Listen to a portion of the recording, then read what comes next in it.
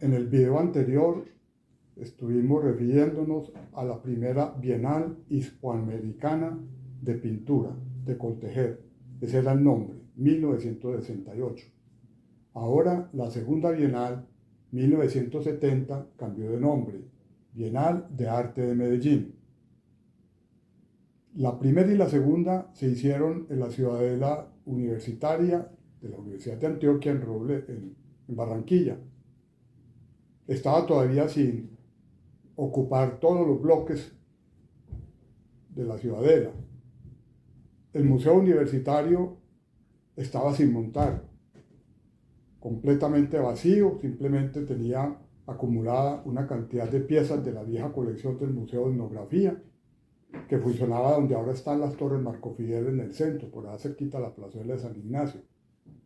Estanterías muy rudimentarias, hechas con madera reciclada, otras llenas de botellas y frascos, con una cantidad de animales y de procesos guardados en formol. Pero resulta que el museo en sí ni siquiera había sido inaugurado. Prácticamente se crea a partir de 1970, cuando ya por resolución de la rectoría se determinan unir las colecciones viejas que he mencionado para conformar el nuevo museo. Tenemos que volver a hablar del lote porque es muy importante en el desarrollo de este complejo universitario.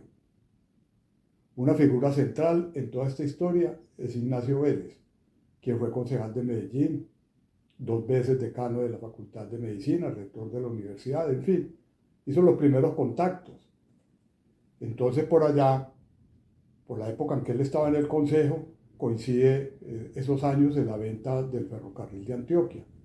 Destinaron entonces la cuarta parte, que eran 25 millones de pesos, para la futura ciudadela universitaria.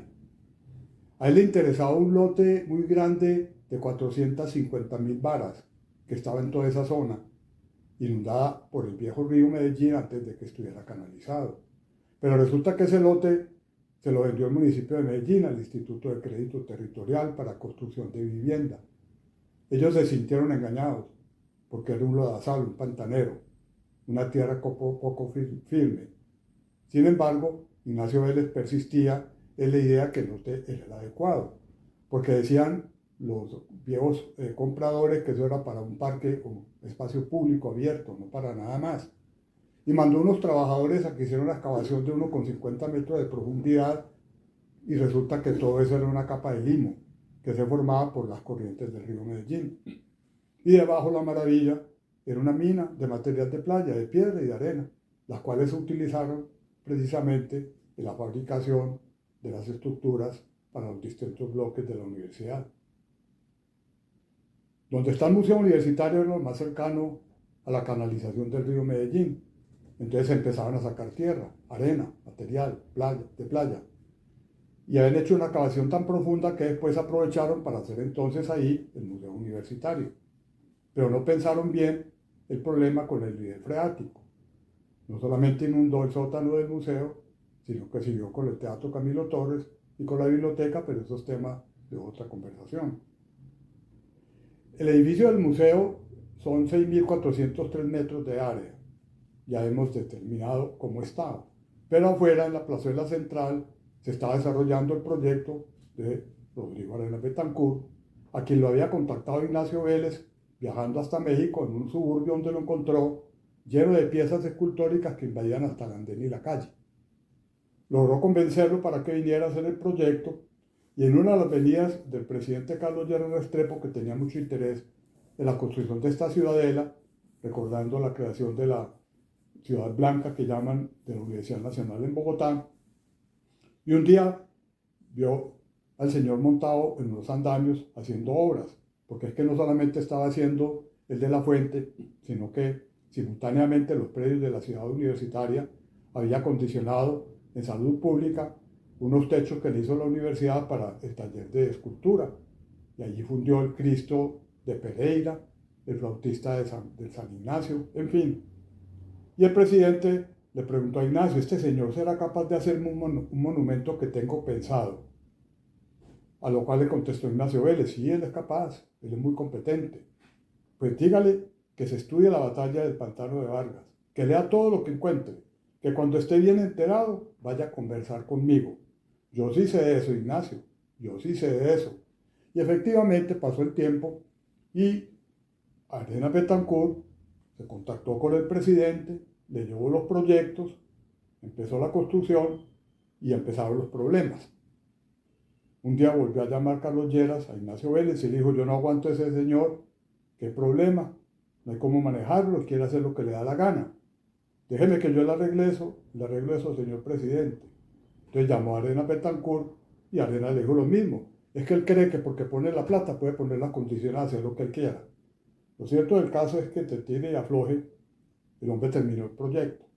Pero faltaban pocos días para inaugurarlo y venía el presidente de Venezuela al puente de Boyacá y un caballo nada que llegaban. Eran 14 jinetes con 14 caballos, con Juan José Rondón adelante, presidiendo el grupo de militantes. Y ese caballo lo despacharon de Medellín. Y él le decía por el teléfono: pues yo qué culpa tengo, yo le mandé el caballo. Y el caballo nada que llegaba.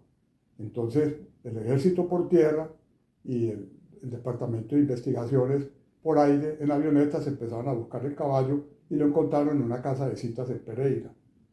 Para sacar el caballo hubo que pagar 20 pesos de los servicios que le habían prestado las niñas. Ignacio Vélez decía: yo cómo hago para poner el presupuesto de la universidad, 20 pesos para pagarle a las niñas. Entonces mandó una persona desde Medellín, no había otra manera, que llevara la plata para que recuperara el caballo. Lo cierto del caso es que para la época de la inauguración, el periódico El Correo, por mencionar alguno, el jueves 30 de abril, hablaba de la intervención militar de los Estados Unidos en Camboya. Ese periódico valía 80 centavos y sacaba más destacado el proyecto arquitectónico del pueblito paisa en fotografía que la Bienal. Pero Medellín tenía ley seca y toque de queda por problemas de orden público. Y el río amazónico había crecido de tal manera que había inundado toda la zona de los límites con el Perú. En Medellín se desarrollaba la temporada de ópera de Acevedo.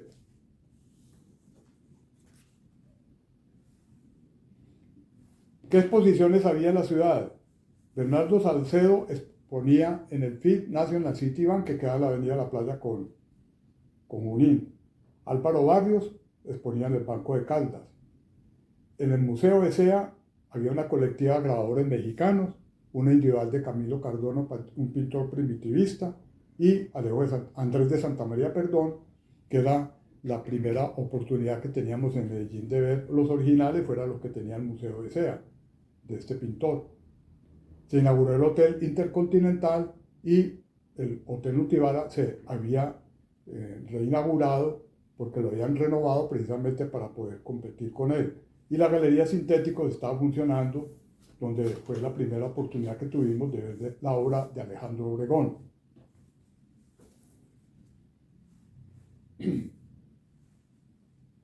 De los datos generales tenemos que del 1 de mayo al 15 de junio estuvo abierta la Bienal. Unos dicen que 170.000 visitantes, otros que 180.000. Lo cierto del caso es que duplicó los asistentes de la primera Bienal. Eran 1.500 metros lineales de exhibición, 131 artistas extranjeros, 40 artistas colombianos, para un total de 420 obras. El montaje lo hizo Carlos Rojas, un artista que ya tenía cierto reconocimiento, había tenido distinciones en el Salón Nacional y trabajaba su obra geométrica en el taller con Negrete. El área del museo eran 6.400 metros, no todos disponibles porque el sótano era el almacenamiento no solamente del nivel freático del río, sino de todas las piezas, tiestos de arqueología que estaban ahí en las excavaciones que había hecho la facultad o la escuela. El horario fue lo más curioso, de 10 a 11 de la mañana, inexplicable, pero inexplicable también que lo abrieran de las 3 a las 10 de la noche, en una zona tan desolada, tan extramuro, con poco transporte público, muy insegura, muy oscura, muy poco habitada, y lo cerraban a las 10 de la noche. El carácter era didáctico, educativo. 8 de los 12 galardoneados eran de la área o la línea geométrica. Fue muy notoria la mediación de Jorge Blutsberg, como jurado. Y se le hizo el honor más pequeño en la estampilla de 30 centavos, siendo el honor más grande precisamente por la distinción que muy pocos tenían de una estampilla de circulación del correo aéreo. Los premios se asignaron 150.000 para el primero, de Luis Tomaselo, argentino. 80.000 pesos para Francisco Salazar, venezolano. Y 60.000 pesos para Ari Brisi, argentino. Hubo menciones para el equipo crónico de España, para Elie Bornstein de Estados Unidos y para Rogelio Polecelo de Argentina. Pero también entidades nacionales apropiaron partidas presupuestales para distinciones y premios, como Colcultura, que dio dos, uno para colombiano, Bernardo Salcedo, y para extranjero, al peruano José Carlos Ramos. La gobernación de Antioquia, para colombianos, David Mansur. Municipio de Medellín, para Fanny Sanín. Movifoto, para Santiago Cárdenas. Y sintéticos, para Alberto Gutiérrez. Las tendencias. La geométrica, la que tuvo mayor representación. La nueva figuración, débil representación. El pop art, muy poca representación. Notas curiosas. Yutaka Toyota tuvo que ser indemnizado con $1.000 porque rompieron la obra en el transporte aéreo. Fue dañada una obra de plástico. Cortada una obra de César Paternoster. Robados 2 paraguas de la obra de Omar Rayo que se llamaba Lluvia. Y para recomendaciones, José Gómez Sicre, que había estado aquí participando también en ciclo de conferencias, le recomendó a Leonel Estrada que solamente hiciera un solo jurado. Ya hemos visto en 2 convocatorias los enfrentamientos que se daban con los jurados. Le anotaba que la moda la hacen los novedosos y el arte lo hacen los originales. Las obras tenían repetidamente el letrerito de no tocar. Una periodista criticaba porque Marta Traba llegó y dijo que las obras eran para tocarlas. Y claro, había obras de participación, con movimiento, con luz, con sonido, inclusive con golpe, como alguno que contra un sentido político puso unas figuras de carnaval donde con bolas de plástico se golpeaban las siluetas de personajes. Se realizó una película de 20 minutos de duración, dirigida por Héctor Echeverry y Alberto Mejía de Cine TV Films, de la cual no sabemos su destino. En el próximo video me voy a referir a la tercera Bienal, todavía de Coltejer, del año de 1972, esta vez para inaugurar el edificio de la empresa en el cruce de la playa con la carrera Junín.